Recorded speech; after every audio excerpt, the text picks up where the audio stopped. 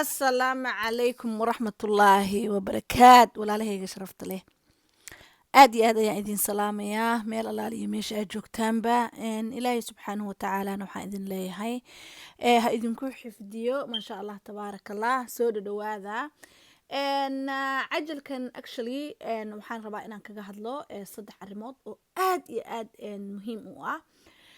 qiso walaal soomaaliyeed ku dhacday oo mataqaanaa ilmaheedii iyadoon ogeyn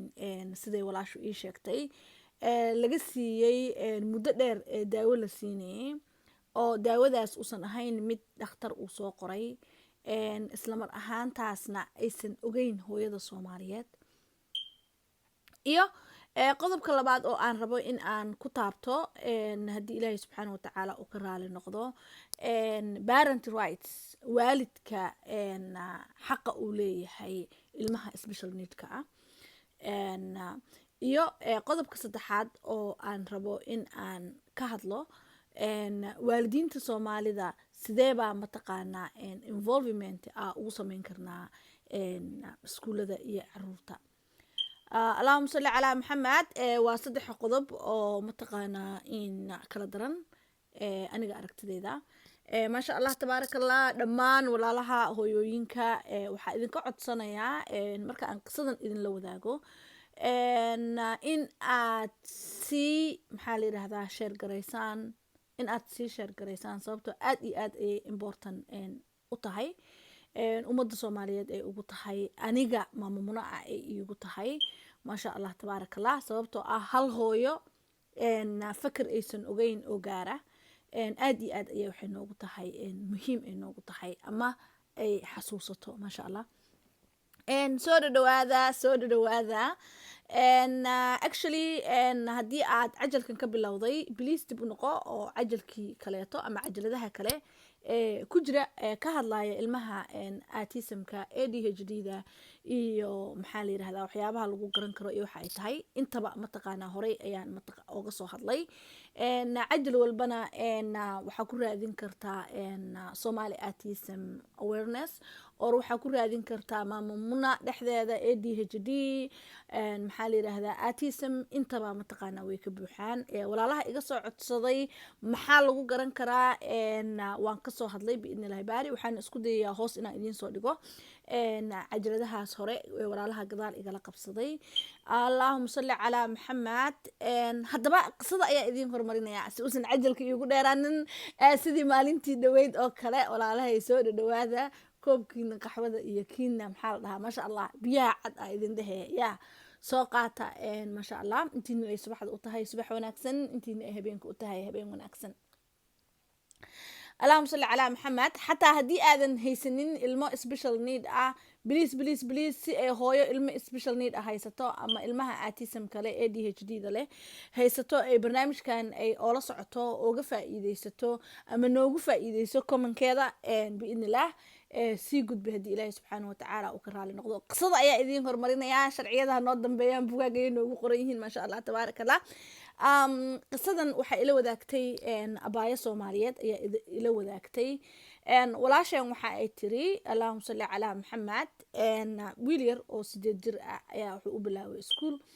wiilkaasi wuxuu ahaa maasha allah ilmo aad iyo aad qalqaali u ah isla mar ahaantaasna leh ama maxaa la yidhaahdaa orodkaas iyo ciyaartaas faraha badan leh ma fariista marka cunuga waxaa aad iyo aad ugu adag inuu fariisto ama xasiloonaado ayaa aad iyo aad ugu adag hooyada soomaaliyeed marka cunuga dhakhtar waa u geysay maasha allah he have been diagnosed maxaa la dhahaa ADHD laakiin ADHD diisa dhakhtarka by anyway wax daawo ah ma uusan siinin sidiisa kale in waana jiraan ilmo fara badan oo aan daawo u baahnayn oo u baahan in mataqaanaa la tababaro keliya ayaa jira iyo ilmo daawo u baahan maasha allah cajaladaha kale ayaan ooga hadli doonaa iyo cajaladaha aan hore ooga soo hadlayba I'm not going right there marka qisada ayaa noo wadayaa somehow cunugaasi cunug daawo qaato ma uusan ahayn laakiin cunug ciyaartiisu badan tahay orodkiisu badan yahay derbiyo korkiisu badan yahay galaaska aan fariisanaynin ayuu ahaa isla mar ahaantaasna gurigana saas ku ah haddaba maclimadii loo geeyey idinma sheegayo exactly waa qurbaha whatsoever Europe iyo maxaa la dhahaa North America, Canada, Maraykan, meeshay doontaba ha ahaatee, because of the family privacy. Marka waxay tiri walaasha cunuga waxaa loo geeyey kindergarten waxaa la yidhaahdaa nursery ama laba wuxuu kindergartenka waxaa weeyaan kindergarten marka kow iskuulka la bilaabay ilmaha 5 sano ay jiraan. maclimadii loo dhiibay marka waxaa jirto galaasyo combine oo ilmaha 5 jir 6 jir 7 jir ay wada aadi karaan. badanaana special education settingka qaar fara badan oo saas u samaysan ayaa jira. malihi maclimad walba oo special educationka haysa ayaa arrintan sameynaysa. maclimiin fara badan oo sharaf leh allaha soo hadeeyo oo mataqaanaa in aad iyo aad u fiican, very good teachers, very good leaders ayaa mataqaanaa jira oo dadka aad iyo aad u caawiya carruurta soo saara. also dee bilo aadmiga waxun lagama waayo whatsoever. cunugan marka waxaa ku dhacay maclimadii marka waxay aragtay cunuga inuu aad u booboodayo. cunuga mar walba marka waxay siisaa daawo ayada jeebkeeda ayay u dhex dhigtay qolkeeda. markuu soo galo daawaday siisaa. already cunuga markii daawada la siiyo cunugaas wuxuu noqdaa cunug dhagax oo kaleeta oo dhaqdhaqaaq badan aan lahayn, ruux hurdaysan oo kale ilaa uu galaasku ka dhamaado. kabacdi guriga markii uu basu cunuga soo qaataa la soo saaraa. cunuga guriga marka la keeno waa cunug hurdaysan oo mataqaanaa iska hurdaysan waaye, ruux daalan oo kaleeta hooyadii marka waxay dhahday maadaama cunugan cunug boodbood badan ahaa, waxaan u haystaa iskuulka inta uu joogo in uu cayaartii iyo boodboodkii uu ku daalayo. guriga markuu imaado xoogaa wuu seexdaa. marka uu seexdo of course marka ay daawada ka baxdo dhinaca kale marka loo dhigo ayuu cunugii wuxuu sameeyaa uu soo kacaa boodboodkiisii iyo shaqadii uu guriga uu ku qaban jiray ayuu mataqaanaa qabsadaa oo noloshiisa caadiga ahayd ayuu wataa. sanad walba marka waxaa jirto IEB meeting oo u taagan special individual maxaa la dhahaa education plan marka uu leeyahay cunuga keligiisa waxbarashada u qaaska ah. marka uu leeyahay shirkaas marka uu leeyahay macalimada wax fiican ayay ka sheegtaa. waxay tidhaahdaa cunugan waa fiican yahay, waa degay, waxbarashadiisu way fiican tahay, wax walba oo cunugan uu leeyahay 100% weeyaan ayay tidhaahdaa. waalidkiina intaas ayuu ku qancaa sababtoo ah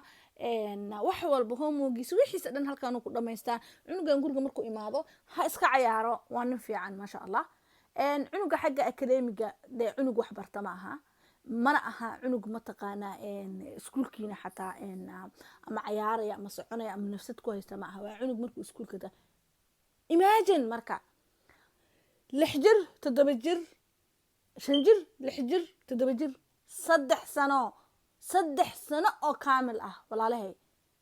walaalahay Soomaaliyeed aabi iyo hooyo ka tahayba 3 sano oo kaamil ah oo daawo aadan adiga shaqo ku lahayn, dhakhtarkiisa uusan shaqo ku lahayn, iskuulka dhan uusan ogeyn, naag maclimad ah kaliya cunuga ay iska siinayso. aad bay walaalayaal arrintaas khatar u tahay.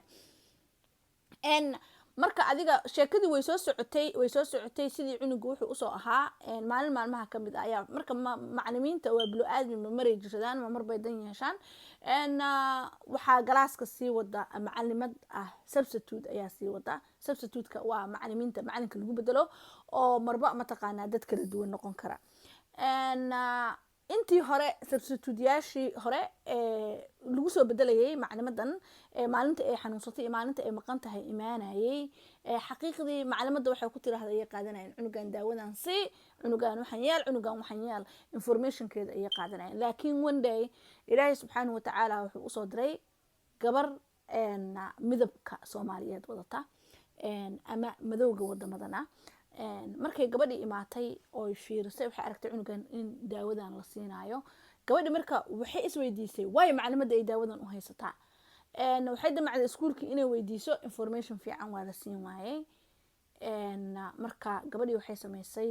cunugiina waxaa soo qaaday baski ayaa soo qaaday. maalintii koowaad iyo maalintii labaad iyo maalintii saddexaad way heli kari weyday. maalintii afraad gabadhii waxay samaysay in ay baski iskuulka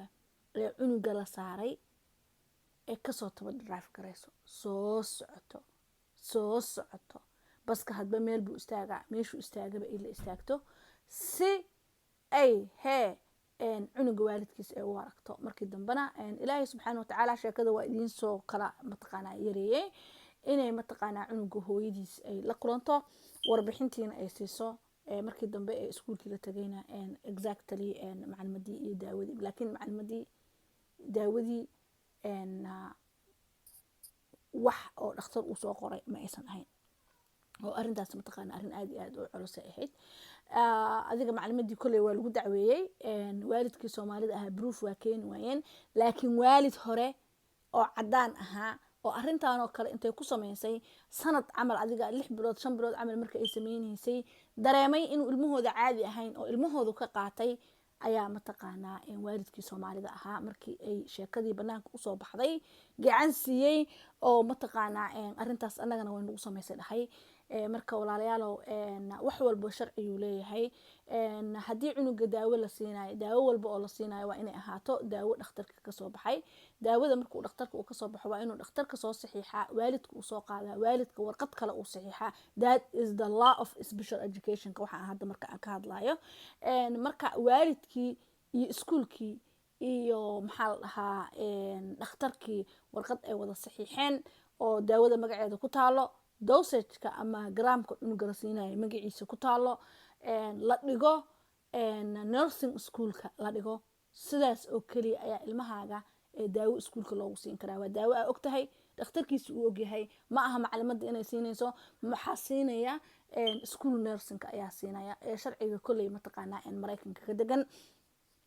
I hope so Europe inaa nala mid tihiin but I'm not sure about it marka maadaama aanan hubin Europe insha Allah biidni Allahi alkariim walaalo reer Europe educationkana ku dhex jira ayaan mataqaanaa arrintaas biidni Allahi baari aan kala hadli doonaa hadduu Ilaahay subxaanahu watacaala uu ka raali noqdo laakiin annaga haddii aan nahay reer Maraykan sharciyada u degan Maraykanka intaas inuu qofka maro waaye waalid walbana mar walba waxaa la siiyaa actually sawiradan aan idiin soo dhigay etis bugaagi jirta oo parent rights ah biidni Allah isagoo af Soomaali ku qoran ayaan waxaan isku dayi doonaa waqtiyada soo socda inaan hoos idiin soo dhigo sharciyada wadamadana way isku dhow yihiin aad iyo aad ayay mataqaanaa iskugu dhow yihiin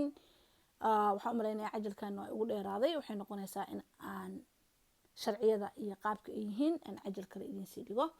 walaalahay aan jeclahay dhammaantiin waxaan idin leeyahay salaamu calaykum waraxmatullaahi wabarakaatu